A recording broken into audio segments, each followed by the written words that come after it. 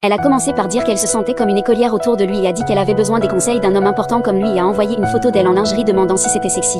Il a commencé à ne pas vraiment répondre, mais après quelques textos, il a répondu et tout a commencé à partir de là. Elle disait des choses sur le fait qu'ils étaient une famille heureuse ensemble mais il n'a jamais répondu à ses textes. Il m'a supplié de lui pardonner et de recommencer à zéro. Il a dit que nous pouvions déménager et que nous avions beaucoup d'argent. Il fera tout ce que je veux.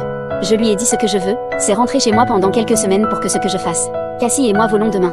Il a vraiment l'air si pathétique en ce moment. Ils sont les bienvenus les uns aux autres. Il n'y aura pas de mariage et je consulterai un avocat chargé de la garde une fois arrivé en France pour voir mes options aux États-Unis et à l'étranger. Mais comme quelqu'un dans les commentaires l'a dit, je suis restée aux États-Unis non pas parce que je pense que c'est un bon endroit où vivre, mais parce que c'est là qu'Alex était basé et voulait fonder notre famille. Cependant, je soutiendrai toujours la relation fille-père mais il ne peut pas avoir notre fille et sa nounou. Maintenant que ce n'est pas le cas, j'aimerais déménager et très certainement loin de la nounou salope. Je ne recherche pas de conseils sur la garde. Mini mise à jour du père de Liv, il a trouvé et m'a envoyé certains des messages supprimés. Liv parle de vouloir que je sois hors de la photo pour qu'elle puisse être maman Cassie.